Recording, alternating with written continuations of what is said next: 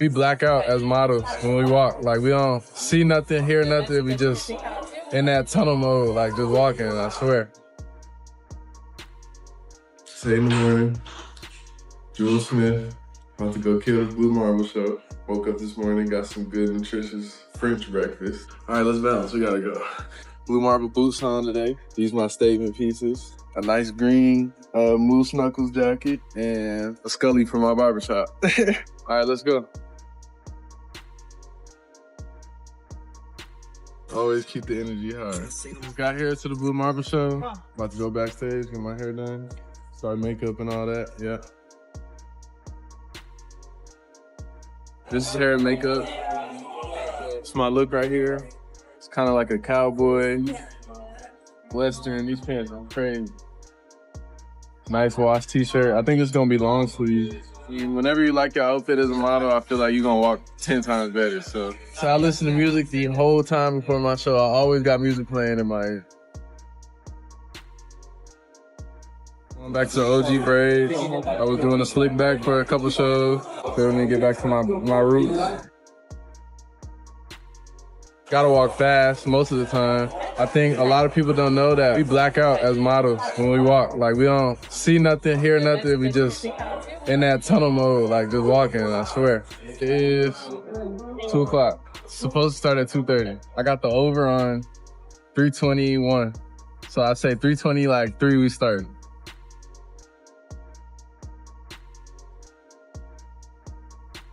Took it in.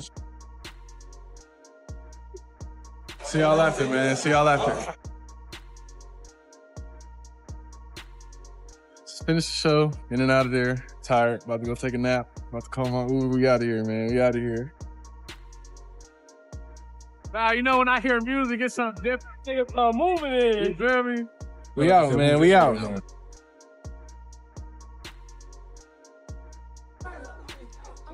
Julez, what are you wearing? All the war. Proud of shoes. Looks so good. Well, it's because I'm the creative director for Denim Brand. So it's it doesn't have that much chance. I'm ripping the runway, serving the runway, eating the runway, pumping the runway, you walk the wrong way, falling the runway, never as a black cat, yeah. I pussy the runway, trick down the runway, beauty the runway, queen of the runway. Legend the runway, I strut my hips and bounce. I make the rules as I rule the world, been ruling the world, still ruling the world. Yes, I rule the world. Did Beyonce's nephew just finesse an entire community for a quick bag? Because what went down in Atlanta has people arguing, dragging, and questioning everything, from celebrity culture to what allyship even means anymore. And the wild part, depending on how you look at it, he might not even be the one to blame. Let's break this down. Julez Smith isn't your typical celebrity kid. He's the son of Solange and the nephew of Beyonce, which instantly puts him in one of the most powerful and private families in entertainment. But unlike his aunt, Julez Smith has stayed mostly low-key. No constant interviews, no oversharing, no loud online presence. And that mystery, it made people curious. Add in the fact that he's young, attractive, and rarely seen. And suddenly, the internet starts doing what it does best, speculating. No, people started questioning everything about him, especially his personal life. And that curiosity is exactly what led to this situation. So, here's where things take a turn. Julez Smith was booked for a club appearance at Opium in Atlanta, a well-known LGBTQ spot. Now, when someone is brought into that kind of space, there's an expectation, not just to show up, but to engage. People expected energy, interaction, maybe even a little appreciation for the crowd that came out to see him. But that's not what happened. According to multiple attendees, Julez Smith walked into the club and kept his distance the entire night. No real interaction, no pictures, no handshake moments. He didn't even grab the mic to acknowledge the crowd. He was just there. And the vibe? Cold. People who showed up excited quickly started feeling confused, and then disappointed, then irritated. Because to them, this wasn't just a missed moment, it felt intentional. But that wasn't even the part that set people off. Because behind the scenes, there was something else planned. Something that could have changed the entire narrative. An interview? A major LGBTQ publication had lined up time to talk to him. This was supposed to be his moment to clarify things, connect with the community, and maybe even show support. And at the last minute, he shut it down. Flat out refused. No explanation, no reschedule, nothing. That's when things went from awkward to messy. Because now it didn't just look like he was distant, it looked like he didn't want anything to do with the situation at all. And then, things got even worse online. Clips started circulating, comments started spreading. When one of the statements being tied to him, when you realize it's just a club and a bag. And another one that really raised eyebrows, don't be mad when I come 20 girls deep. Now, whether people took that out of context or not, the damage was already done.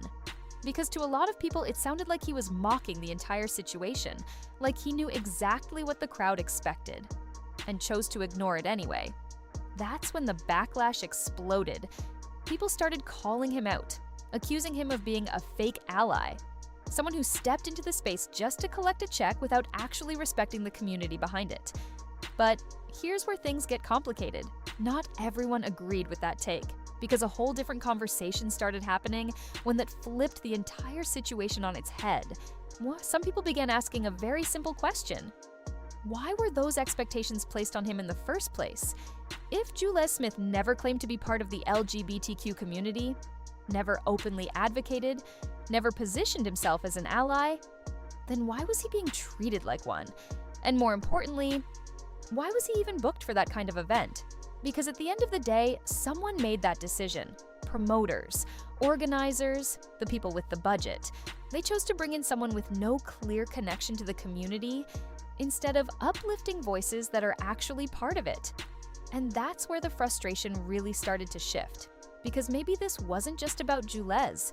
Maybe it was about a bigger pattern. Still, this wasn't his first time being surrounded by controversy. Before this club appearance, there were already whispers online. At one point, a trans woman came forward with claims involving him. Nothing fully confirmed, nothing clearly explained, but enough to get people talking. And once those conversations start on the internet, they don't just disappear. So now some people are wondering, was this entire situation a response to that? Was this his way of sending a message? Of trying to shut down rumors by making it very clear where he stands? Because if that was the goal, it definitely got people talking. Just maybe not in the way he expected. And this is where the bigger picture really starts to come into focus. Because what happened that night goes way beyond one appearance, one club, or even one person. It taps into something deeper, something people don't always talk about openly. And that's the idea of visibility for profit. The idea that certain audiences, especially ones known for being loyal, supportive, and highly engaged, are sometimes seen less as communities and more as opportunities. Opportunities for exposure, for clout, for quick money. And there's actually a term people use for this: gay for pay. It's when individuals who don't genuinely support, represent, or even interact with the LGBTQ community still step into those spaces because they know there's attention waiting for them, there's influence there, there's money there, and most importantly, there's an audience that shows up. Now, to be fair, not every situation fits that label, and not everyone who enters those spaces has bad intentions. But in this case, a lot of people feel like the pattern is a little too familiar to ignore. Because if you really think about it, everything about this situation follows a certain formula. A recognizable name gets booked. The event gets hyped up. People show up expecting a moment, an interaction, maybe even validation. And then, nothing. No connection, no acknowledgement, no real effort, just presence. And that's where the disconnect starts to feel intentional. Because while Julez Smith walked away with a check, the people in that room walked away with a completely different experience. They felt ignored, some felt embarrassed, others felt like they were part of a transaction they didn't fully understand until it was already over. And that's why this moment hit differently. It wasn't just about disappointment, it was about perception. The feeling of being overlooked, replaceable. Like the only thing that mattered was filling the room, not respecting the people inside it. And when you mix that with celebrity culture, things get even more complicated, Because we live in a time where proximity to fame can carry more weight than actual actions. People don't always need to do something anymore. Sometimes, just being connected to the right name is enough, and in this case, that name carries serious power. The kind of power that can pack out a venue without saying a single word. Let's be honest, a big reason that club was full that night had nothing to do with what Julez Smith has done personally. It was about who he's connected to, his last name, his family, the curiosity that comes with being linked to one of the most influential families in entertainment.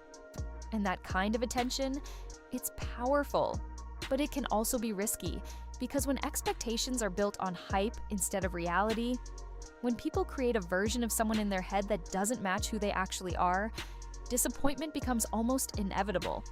And that's exactly what happened here. People didn't just show up for a person, they showed up for an idea. And when that idea didn't match the reality, the reaction was instant. Frustration, confusion, backlash. Because at the end of the day, this wasn't just about a missed moment, it was about the gap between what people thought they were getting and what they actually got. And that's exactly what happened here.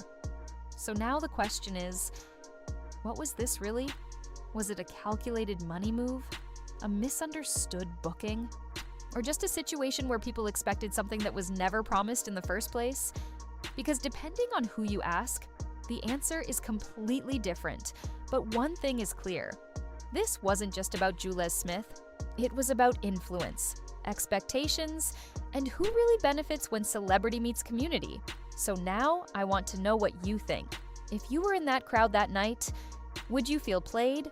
Or would you say people read too much into it? And more importantly, would you still show up next time? Because situations like this, they don't just come and go. They set the tone for what people tolerate moving forward. And the next time a big name gets booked in a space like that, people are going to remember this moment. So drop your thoughts in the comments. I'm really curious to see where you stand on this. And if you enjoy breakdowns like this, where we dig a little deeper into what's really going on behind the headlines, make sure you hit that subscribe button and turn on notifications so you don't miss the next one. Trust me, the next story, it might be even crazier.